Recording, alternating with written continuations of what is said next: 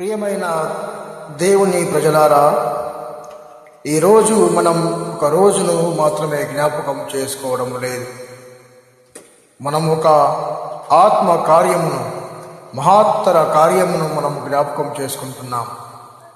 ఒక పిలుపును గుర్తు చేసుకుంటున్నాం. ఒక బాధ్యతను తిరిగి స్వీకరిస్తున్నాం. ఇదే మెథోడిస్ట్ రిఫార్మేషన్ డే. ఒక కాలంలో సంఘం వెలుగులతో నిండింది. వేదికలు ప్రకాశించాయి, కార్యక్రమాలు పెరిగినాయి.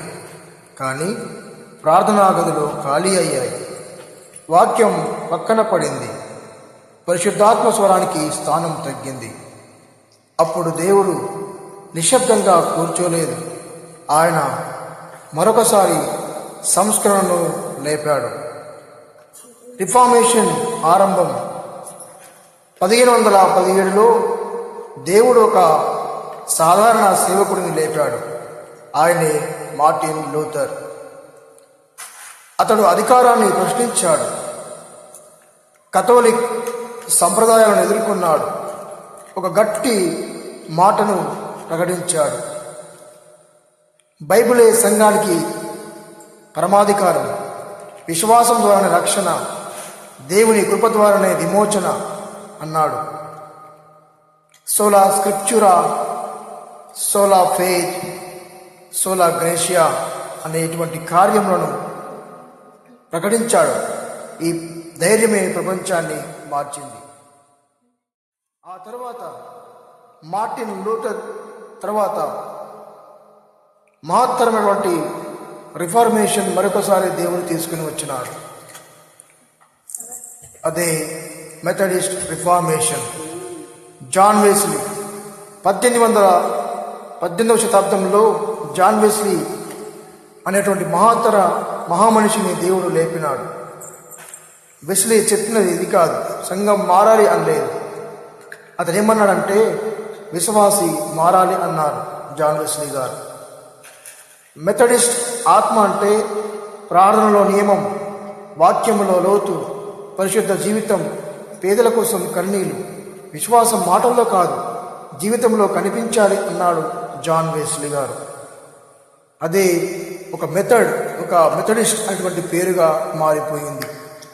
భారతదేశంలో మెథడిస్ట్ రిఫార్మేషన్ దాని ఫలితంగా బైబిల్ మన భాషలోనికి వచ్చింది. చదువు సేవగా మారింది.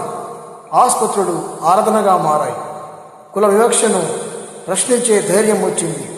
ఇది మత ప్రచారము కాదు, ఇది క్రీస్తు ప్రేమను చూపిన సంస్కరణ, మెథడిస్ట్ సంస్కరణ. ఈరోజు మెథడిస్ట్ సంఘానికి ఒక ప్రశ్న. ఈరోజు మనల్ని అడగాలి, మనం వెస్లీ వారసులమా లేకపోతే పేరుకు మాత్రమేనా? మనకు విధానం ఉందా, లేదంటే మెథడ్ ఉందా, లేక ఆత్మ ఉందా? పరిశుద్ధాత్మను ఆహ్వానిస్తున్నామా లేకపోతే నియంత్రిస్తున్నామా? మెథడిస్ట్ రిఫార్మేషన్ అంటే బ్యానర్ కాదు, బోర్డు కాదు, బ్రతికే సాక్ష్యం.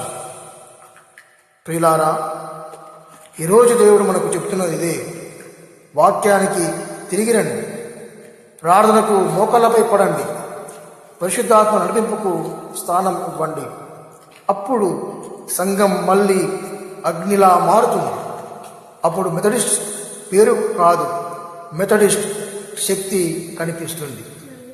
రిఫార్మేషన్ ఒక చరిత్ర కాదు, ఇది నేటి అవసరం. ఈరోజే మొదలవ్వాలి. నా హృదయం నుంచే, నా జీవితం నుంచే, నా సంఘం నుంచే. ఆమేన్, ఆమేన్, ఆమేన్.